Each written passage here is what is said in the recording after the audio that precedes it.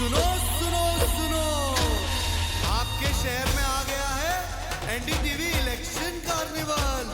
कलाकारों का होगा धमाल, एनडीटीवी पूछेगा सवाल, देखिए क्या होता है नेताजी का हाल। आपके शहर में आ गया है NDTV election carnival.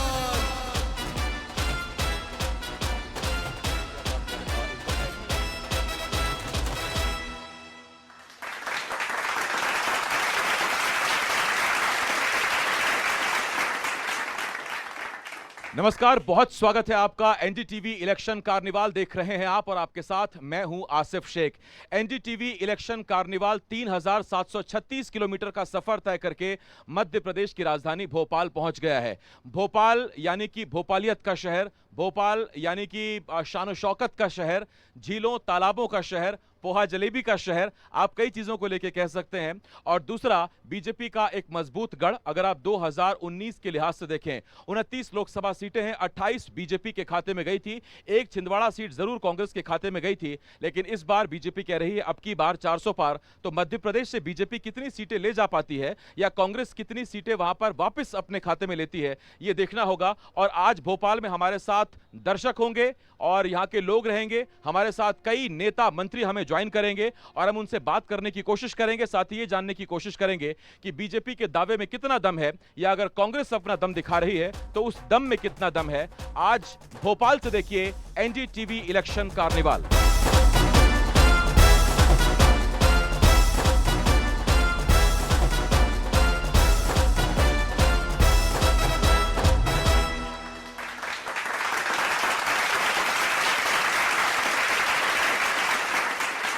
NDTV election carnival में बात करने के लिए हमारे साथ हैं मध्य प्रदेश सरकार में खेल, युवा कल्याण एवं सहकारिता मंत्री और नरेला से विधायक विश्वास सारंग जी। पेशे से इंजीनियर हैं। आज जरा चुनावों के और सियासी समीकरण और उसकी इंजीनियरिंग पर बात करेंगे। बहुत स्वागत है सर आपका एनडीटीवी में। थैंक यू, नमस्कार। विश्वास जी, सबसे पहले तो मैं आपसे सवाल ये पूछूंगा, अमूमन जब भी आपसे बात हुई मैंने ये पूछा, आपका नाम विश्वास है, कितना विश्वास है कि भोपाल भी इस बार बीजेपी जीत रही है? जी, पूरा विश्वास है और हम भोपाल भी प्रचंड बहुमत से जीतेंगे। मध्य प्रदेश की 29 लोकसभा प्रचंड बहुमत से जीतेंगे।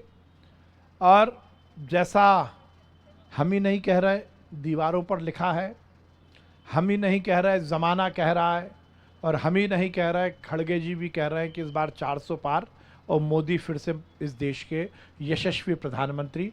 पूरे विश्वास के साथ हम कह रहे हैं। विश्वास के साथ कह रहे हैं। अच्छा, आपने कहा दीवारों पर लिखा है, वैसे तो ये एक लोकोक्ति भी है, एक बड़ी बात भी है, लेकिन वो दीवारों पर लिखवाया भी तो आप ही ने सर, अब की बार 400 पार। देखिए, यही तो बात है ना, पर जनता ने उसको स्वीकार किया है ना, जनता ने उसको शिरोधार्य किया है। मोदी की गारंटी को दिल और दिमाग से स्वीकार किया है। मोदी की गारंटी यही है कि जो गारंटी दी गई है वो पूरी होगी, इसकी भी गारंटी है।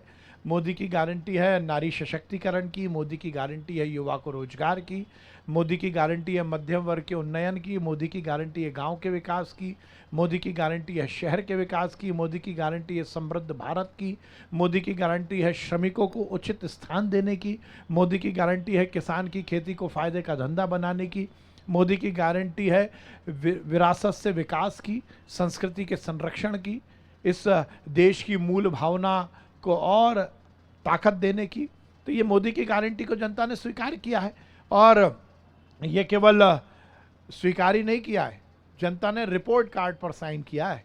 देखिए, मैं यहाँ पर इस बात को ज़रूर कहना चाहूँगा कि शायद दुनिया के इतिहास में किसी भी लोकतंत्र का इतना सकारात्मक चुनाव और पहले कभी नहीं होगा, जिसमें एक 10 वर्ष से चुनी हुई सरकार, जिसने 10 वर्ष तक काम किया हो, उसके नेता के प्रति जनता का इतना आकर्षण हो।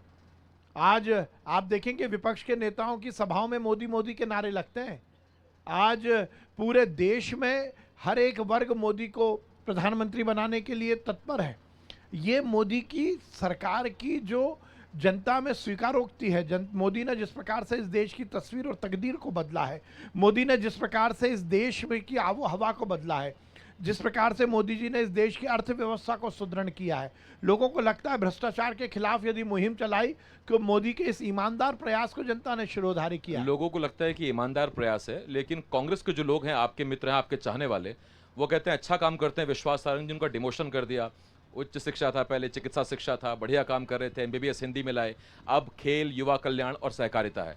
मैं अगर इस पर भी आ जाऊं तो क्योंकि आपके पास युवा कल्याण है और युवा बहुत बड़ा वोटर है, बहुत मजबूत ताकत है, तो आपके विभाग ने वो कौन सा काम किया या वो कौन से काम किए हैं जिसकी वजह से आपकी बार 400 पार पहली होगा? बात तो मुझे इस बात पर थोड़ी सी जानकारी चाहिए कि डिमोशन कैसे हो गया। वो इस कहते हैं बात शायद पर- विभाग हल्के कर दिए विश्वास जी के। नहीं, सहकारिता विभाग बहुत बड़ा विभाग है और खेल और युवा कल्याण जो कि हमारे यशस्वी प्रधानमंत्री जी का बहुत ही ड्रीम है कि अब हम ओलंपिक को भी आयोजित करेंगे। खेल के माध्यम से युवा शक्ति को मुख्य धारा से जोड़ना, खेल केवल शरीर ही नहीं मानसिक रूप से व्यक्ति को सुदृढ़ करता है और किसी भी सभ्य समाज में खेल और उससे जुड़े हुए युवाओं का उद्धार हो, उनका उन्नयन हो, ये तो किसी भी सरकार की बहुत बड़ी प्रायोरिटी है। और सहकारिता वो क्षेत्र है जिससे मोदी जी ने सहकारिता से समृद्धि एक नारा दिया है और पूरी ग्रामीण और शहर की इकोनॉमी को हम सहकारिता के माध्यम से सुदृढ़ करें, ये लक्ष्य है। तो मैं तो ये नहीं मानता हूं कि किसी तरह की कोई कमी रह गई है। मैं तो नेतृत्व के प्रति बहुत आभार व्यक्त करता हूं कि उन्होंने फिर से मुझे ये मौका दिया कि मैं मंत्री के रूप में जनता की सेवा कर सकूं। एक जब खेल की बात हो रही थी, मैं सियासी खेल की बात करूंगा सर। अब की बार 400 पार, पिछली बार 29 में से 28 सीट छिंदवाड़ा छोड़ के बीजेपी ने जीती थी और अगर 400 पार करना है तो मध्य प्रदेश में ज्यादा से ज्यादा सीटें बीजेपी को जितानी होंगी, तभी केंद्र में अब की बार 400 पार होगा। तो 29 में से अब की बार कितनी? 29 में से 29 छिंदवाड़ा भी? निश्चित रूप से, कहीं कोई डाउट नहीं है। एक आखिरी सवाल पूछूंगा मैं आपसे विश्वास सारंग जी, और बात बड़ी सीधी सी है क्योंकि अब मुद्दे देश के होंगे, सीमा का होगा, पाकिस्तान का होगा, चीन का होगा, राम मंदिर का होगा। सबसे बड़ा मुद्दा विश्वास सारंग के लिए क्या है इस लोकसभा चुनाव में? सबसे बड़ा मुद्दा, जैसा मैंने कहा कि मोदी की स्वीकारोक्ति है, मोदी की गारंटी है। हमने जो 2024 का अपना संकल्प पत्र जो जनता के सामने प्रस्तुत किया है, मोदी की गारंटी में हमने हर बात को नियत किया है। जहां हमने गरीब कल्याण की बात की है तो हमने विरासत से विकास की बात भी की है। जहां हमने समृद्ध हिंदुस्तान के निर्माण की बात की है तो हमने सशक्त अर्थव्यवस्था के निर्माण का भी पूरा संकल्प लिया है। जहां हमने गांव के विकास की बात की है तो हमने शहर को भी इस विश्व स्तरीय शहर बनाने की बात की है। जहां हमने दुनिया के सबसे बड़े मैन्युफैक्चरिंग हब के रूप में हिंदुस्तान को स्थापित करने की बात की है तो हमने युवाओं को भी रोजगार के नए अवसर प्रदत्त करने की बात की है। तो हमने तो समग्रता के साथ समेकित रूप से इस देश के भविष्य के निर्माण की बात की है। और निश्चित रूप से जब भविष्य का निर्माण होना है तो हमारी मूल भावना, हमारी संस्कृति की रक्षा भी हमें करना है।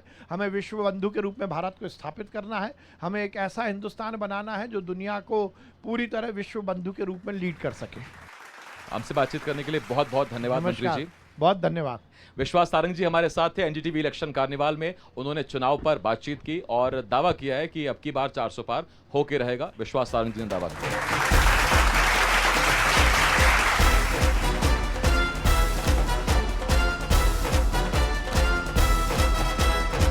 एनडीटीवी इलेक्शन कार्निवाल में हमारे साथ बात करने के लिए पूर्व मंत्री, कांग्रेस मीडिया सेल के अध्यक्ष, पूर्व रणजी खिलाड़ी मुकेश नायक जी हमारे साथ हैं। मुकेश जी, बहुत स्वागत करता हूं मैं आपका एनडीटीवी इलेक्शन कार्निवाल में।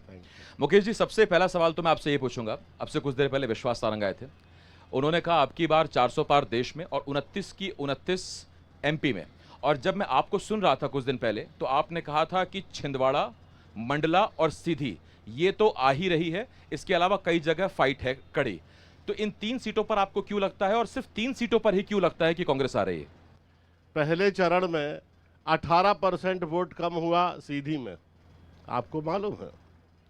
3.3% वोट कम हुआ छिंदवाड़ा में, 12% वोट कम हुआ सीधी में और 5% वोट कम हुआ मंडला में और बालाघाट में।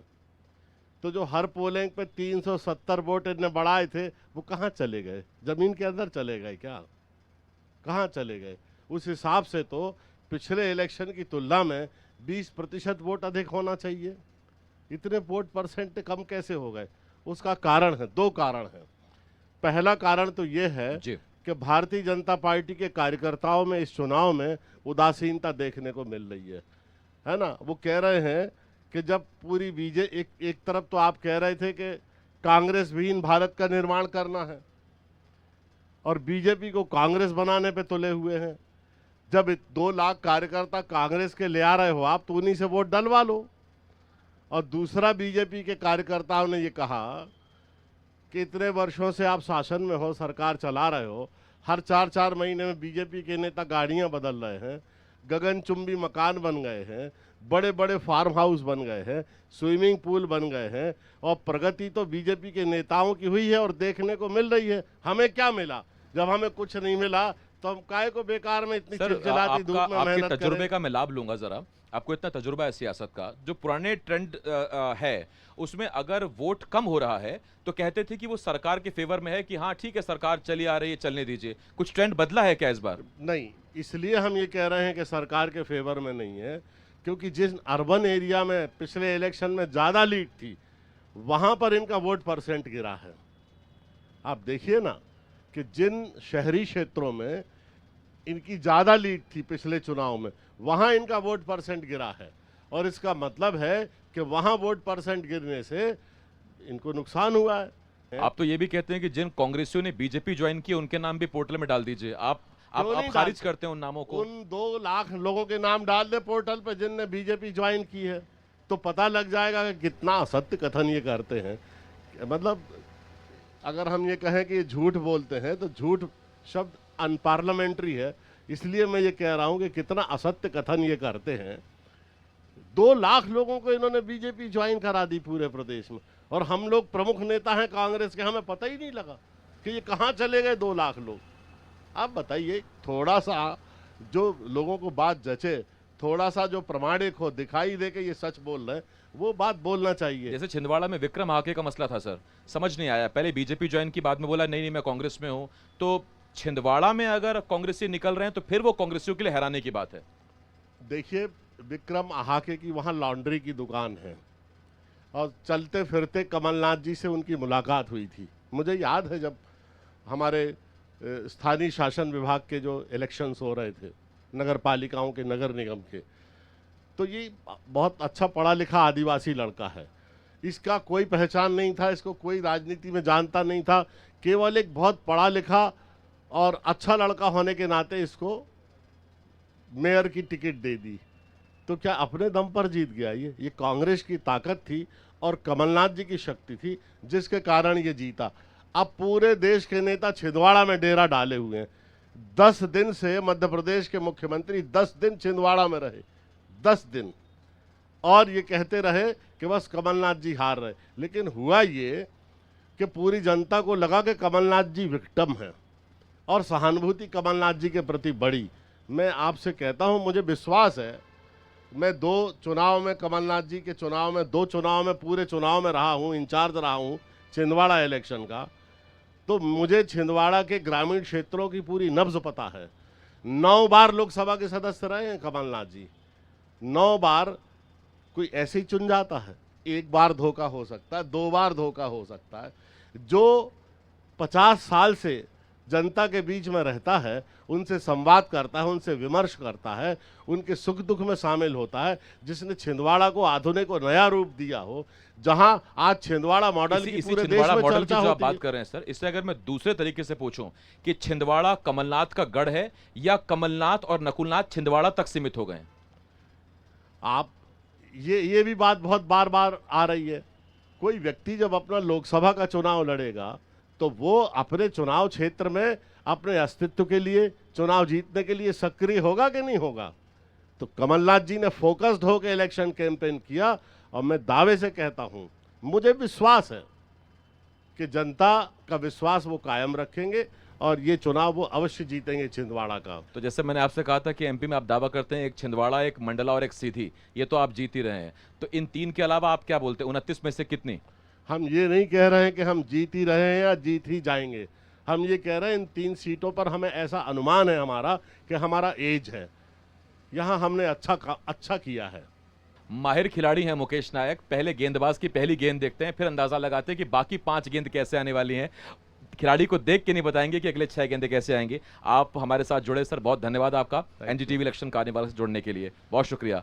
मुकेश नायक जी हमारे साथ थे एनडीटीवी इलेक्शन कार्निवाल में। अभी कुछ और नेता हमारे साथ आएंगे और हम उनसे जानेंगे कि फिलहाल वो एमपी की सियासी फिजा को कैसे देखते हैं।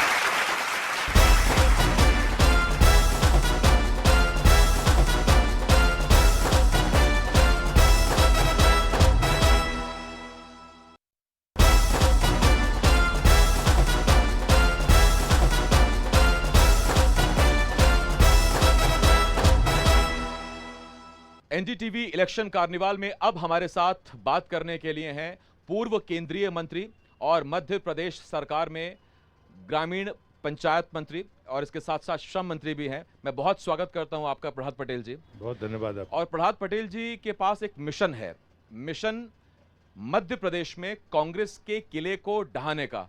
अब मैं जरा जानने की कोशिश ये करूंगा कि उस किले को ढहाने के लिए इन्होंने खुद से कहा था, खुद सर पे वो बांधी थी वो जिम्मेदारी, या आला कमान ने कहा हुआ है? एक ऐसी सीट है, इस चर्चा की शुरुआत में उसी से करूंगा, एमपी की छिंदवाड़ा। ये वो सीट थी जो 2019 में बीजेपी नहीं जीत पाई थी, मार्जिन भले ही घटा लेकिन नहीं निकली थी। इस बार छिंदवाड़ा में प्रहलाद पटेल जी क्या वो किला ढा देंगे? मध्य प्रदेश के कार्यकर्ताओं के पास प्रधानमंत्री के 400 प्लस के संकल्प में देने के लिए सिर्फ छिंदवाड़ा ही है। क्योंकि मैं उसी संभाग का कार्यकर्ता भी हूँ और 2004 में उस सीट से चुनाव भी मैं कमलनाथ जी के खिलाफ लड़ा हूँ। तो जितना मेरा राजनीतिक आकलन होता है, मैं बड़बोलेपन पर विश्वास नहीं करता, लेकिन 2004 तक छिंदवाड़ा में कांग्रेस और कमलनाथ का आतंक था। मैं उसे मैनेजमेंट नहीं मानता और इस बात को खाली प्रहलाद पटेल कहे से नहीं होता साबित, क्योंकि आरोप बाद में मुझ पर लगे जी। और इसलिए 2004 में छिंदवाड़ा से कांग्रेस और कमलनाथ का आतंक समाप्त हुआ और मेरा पक्का यकीन है कि 2024 है, इस बार परिवारवाद समाप्त होगा और छिंदवाड़ा से भारतीय जनता पार्टी का सांसद बनेगा, ये मेरा विश्वास है। एक सवाल आपसे पूछना है, आपसे पहले मुकेश नायक यहाँ आए थे और उन्होंने ये कहा कि बीजेपी ने कहा था कि 370 अगर आप एक्स्ट्रा हर बूथ पर वोट डलाते हैं तो अब की बार 370 पार होने से कोई नहीं रोक सकता, 400 पार होने से कोई नहीं रोक सकता। 370 वोट हर बूथ पर अगर पड़े होते तो वोट परसेंट नीचे नहीं आता। एक कहावत है, हिसाब किताब जो कहते हो फिर भी कुनबा डूबा क्यों। 370 वोट जहाँ पर हम ऑलरेडी 500-600 वोट से जीतते हैं, वहाँ तो 300 वोट बचे ही नहीं है। गलती जहाँ पर 90% वोट पड़ जाता है तो 370 हमें कांग्रेस में से वोट लाना है। शायद उनको ये इस बात का अंदाज़ा नहीं है। और मैं सुन रहा था कि वो कह रहे थे कि अरे पता नहीं कौन वोट डाल देते, मैं तो जानता नहीं हूँ। अगर वो सुरेश पचौरी जी को भी नहीं जानते हैं तो फिर मुझे लगता है, मुझे मुकेश भाई की बात पर बड़ा आश्चर्य हो रहा था कि अब उनको सुरेश पचौरी जी याद नहीं है, बाकी लोग भी याद नहीं है। मुझे लगता है कि राजनीति में तार्किक बातें होनी चाहिए। उनने कहा कि बालाघाट का प्रतिशत 5% घट गया, ये झूठ है। आप निर्वाचन आयोग का आंकड़ा उठाकर देखें, 73.2%, 02% पिछली बार था, इस बार 73.45% है। तो कैसे घट गया 5%? आप छिंदवाड़ा की बात कर रहे हैं, छिंदवाड़ा में 79% वोट हुआ है। आप बताइए कि निर्वाचन आयोग का आंकड़ा क्या है। आप कह रहे हो कि साहब मंडला में वोट परसेंट घट गया है, 72% प्लस है। तो मुझे लगता है कि जबलपुर में जरूर वोट परसेंटेज घटा है। आंकड़ों को मत झुटलाइए, ये निर्वाचन आयोग के आंकड़े हैं, उनको लेकर कम से कम हमें सच बोलना चाहिए। हम डिबेट कर रहे हैं, पब्लिक डिबेट है, बाकी लोग सुनेंगे, राज्य सुनेगा, देश सुनेगा, देश के बाहर भी लोग सुनते हैं। तो मुझे लगता है कि जो बात हम कह रहे हैं वो तथ्यात्मक होनी चाहिए, तब जाकर वो असर करती है। निराशा है कांग्रेस में, लेकिन निराशा का ये मतलब नहीं है कि हम तथ्यों को झूठ गलत तरीके से पेश करने लगे। 29 में से अब की बार कितनी सर? 400 के लक्ष्य में मध्य प्रदेश का योगदान सिर्फ एक सीट का है। 14 में हम 27, 19 में 28, 24 में 29, ये लक्ष्य है हमारा। सर बहुत शुक्रिया हमारे साथ जुड़ने के लिए, बहुत एनडीटीवी धन्यवाद इलेक्शन आपका। कार्निवाल का हिस्सा बनने के लिए धन्यवाद। मंत्री प्रहलाद पटेल जी इस वक्त हमारे साथ थे और अब की बार 400 पार और मध्य प्रदेश में अब की बार कितने पार या क्या पूरे 29, और उसके एक बड़े सूत्रधार प्रहलाद पटेल जी हमारे साथ जुड़े हुए थे, उनसे हमने बात की।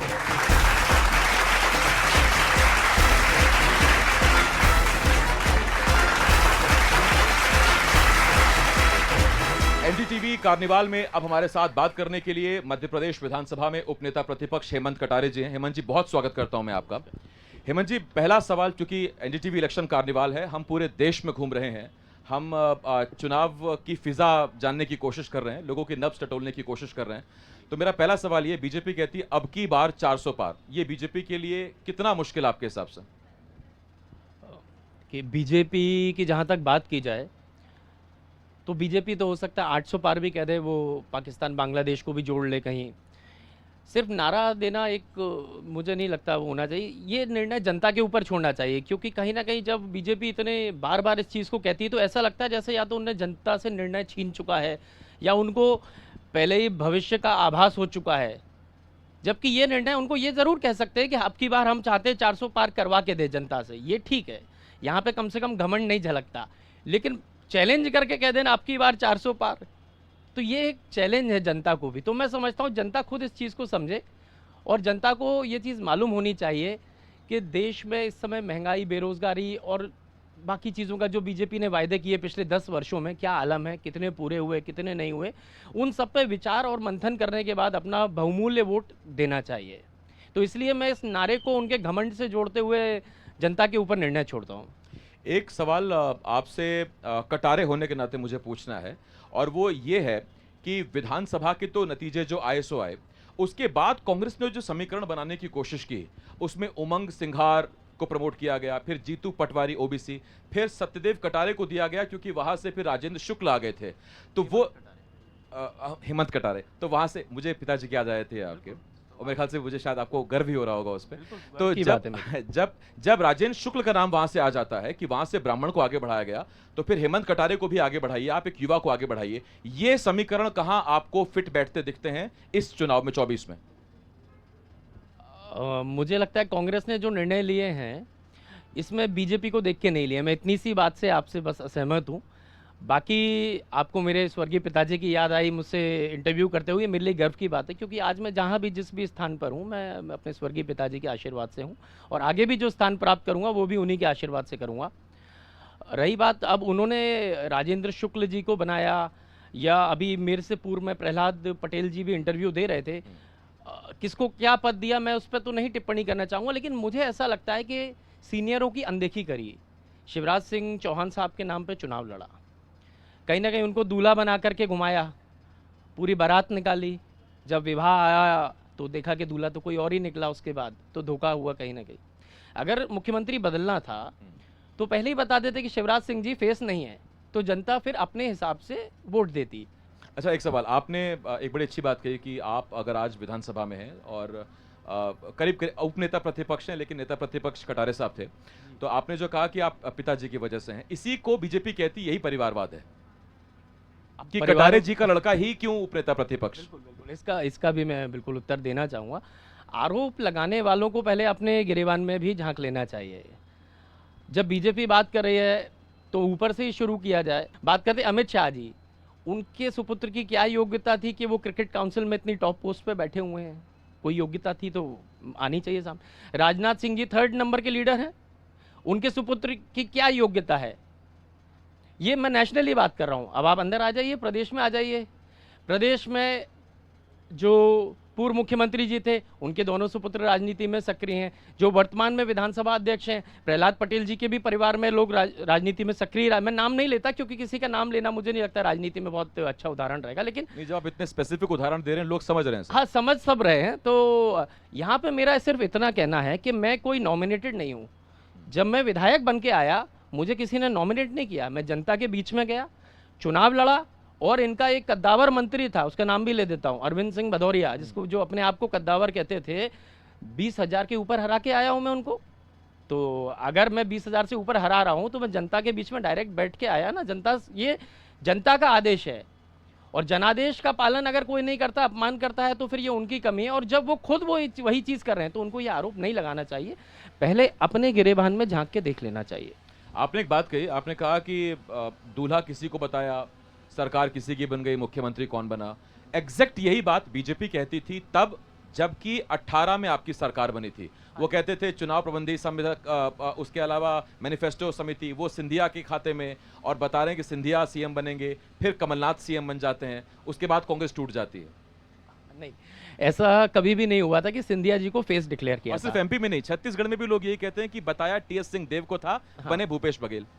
जैसा कि आप कह रहे हैं, यहाँ के लिए तो कैंपेन कमेटी के अध्यक्ष उस समय ज्योतिरादित्य सिंधिया जी को बनाया गया था, लेकिन ऐसा नहीं था कि उनको अकेले को पूरे प्रदेश की जिम्मेदारी दी थी। सारे नेताओं के पास, चाहे वो दिग्विजय सिंह जी हों, चाहे वो कमलनाथ जी हों, तीनों को बराबर की जिम्मेदारी दी थी और तीनों को एक एक विभाग बांटा गया था।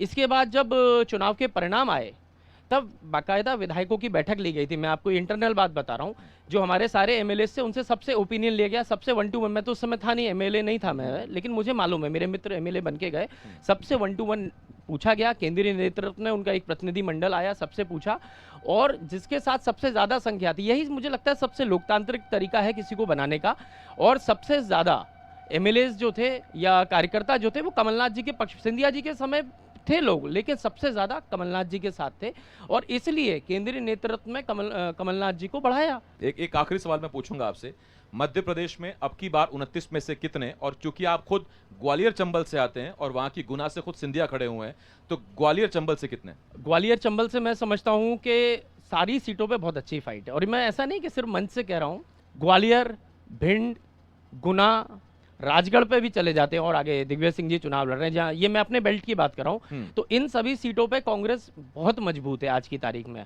मैं ये कह दूं, पांचों की पांचों जीत रही है, मजबूत तो है कि कांटा इधर कांग्रेस की तरफ आ जाए?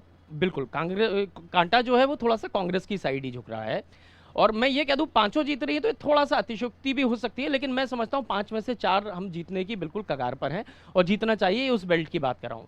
बहुत धन्यवाद है आपका हेमंत जी, हमारे साथ जुड़ने के लिए, एनडीटीवी इलेक्शन कार्निवाल का हिस्सा बनने के लिए बहुत शुक्रिया सर। बहुत बहुत धन्यवाद आसिफ जी। हमारे साथ उपनेता प्रतिपक्ष मध्य प्रदेश विधानसभा हेमंत कटारे जी जुड़े हुए थे, उनसे हमने बात की सियासी फिजा को लेके, आबो हवा को लेके, और उनका दावा यह है कि कम से कम ग्वालियर चंबल में मजबूत टक्कर कांग्रेस दे रही है बीजेपी को।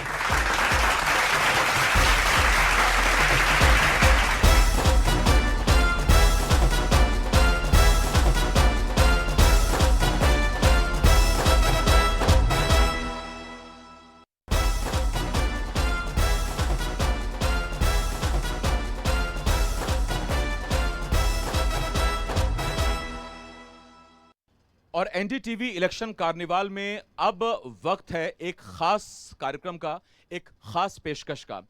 मालवा और आसपास के इलाकों में कबीर को बहुत सुना जाता है, बहुत माना जाता है, और कबीर को पेश करने के लिए हमारे साथ तापस जुड़ेंगे, जो आपके सामने कबीर को रखेंगे एक अलग, अलहदा और खास अंदाज में। मैं मंच पर स्वागत करता हूं तापस का।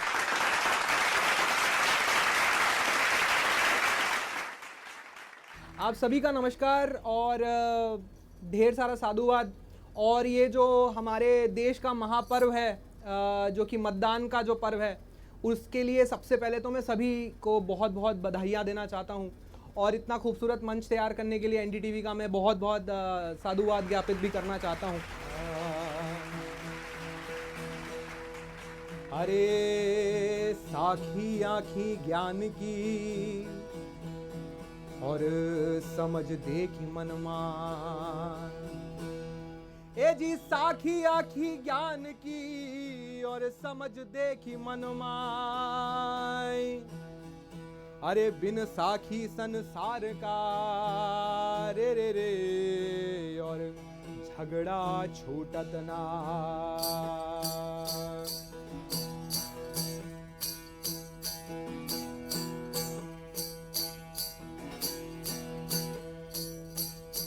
ज्ञान की जड़िया दई सतगुरु जी ने, ज्ञान की जड़िया दई।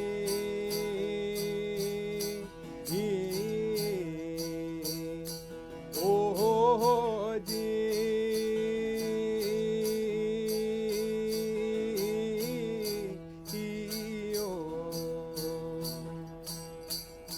ज्ञान की जड़िया दई सतगुरु जी ने, ज्ञान की जड़िया दई।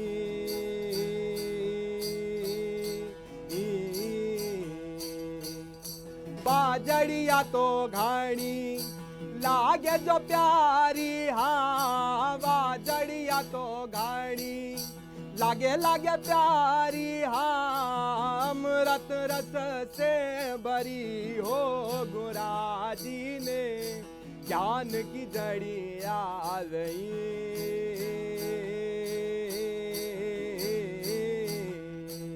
ओ जी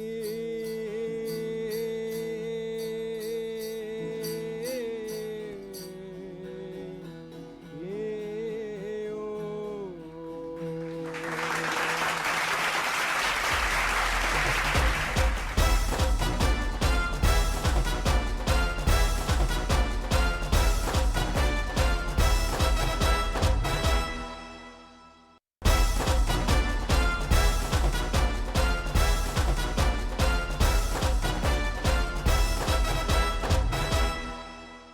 एनडीटीवी इलेक्शन का ये काफिला पहुंच गया है मध्य प्रदेश की राजधानी भोपाल और भोपाल में हमारे साथ बात करने के लिए हैं माय एफएम से आरजे वेद।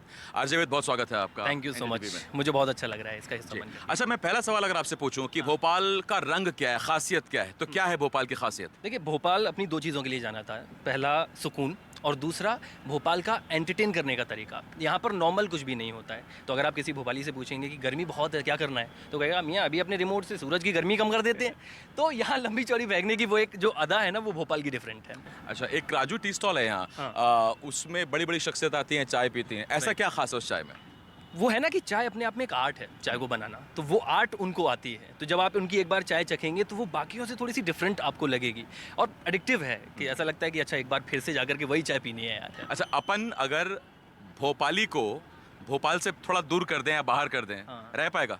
ना, नहीं रह पाएगा, या फिर वो आसपास वालों को भोपाली बना लेगा कि ओके आओ बैठो, 3-4 दिन 5वें दिन वो सब भोपाली, क्या मियाँ क्या जल्दी आए। अच्छा वेद, अब इलेक्शन की बात करते हैं। इलेक्शन डेट आ रही है और ऐसे में माय एफएम भी और एनडीटीवी भी अपील करता है सभी लोगों से कि वो वोट करने जरूर जाएं। तो एक अपील माय एफएम की तरफ से। बिल्कुल, और माय एफएम पर हम लोग ये रेगुलर कोशिश भी कर रहे हैं, क्योंकि हर वो इंसान जिनके पास में मत देने का अधिकार है, आप सब मत वाले हैं, तो माय एफएम भी मत वाले कर रहा है। और चाहे फर्स्ट टाइम वोटर्स हैं या जो लोग रेगुलरली वोट देते हैं, उन सबसे अपील कर रहे हैं कि प्लीज़ इस 7 मई को घर से बाहर निकलिए। बहुत थोड़ा सा समय लगेगा, लेकिन वोट ज़रूर दीजिए। खास करके भोपाल में ये ज़रूरी है, क्योंकि वोटिंग परसेंटेज जो है पिछली बार काफ़ी डाउन रहा था, 65% था, जिसको इस बार पूरी कोशिश है कि आगे बढ़ाएंगे और ज़्यादा से ज़्यादा लोग वोट देंगे। मत देने ज़रूर जाना, और ये इसलिए अहम है क्योंकि 5 मिनट का अगर आप लालच कर लेंगे कि कौन जाएगा, तो अगले 5 साल फिर आपको रोना पड़ेगा, फिर शिकायत नहीं करना, तो उसका अधिकार भी आपको नहीं मिलेगा। तो जो मताधिकार का इस्तेमाल का अधिकार है उसको आप ज़रूर करिए। आरजे वेद मेरे साथ थे, बहुत शुक्रिया बातचीत करने के लिए।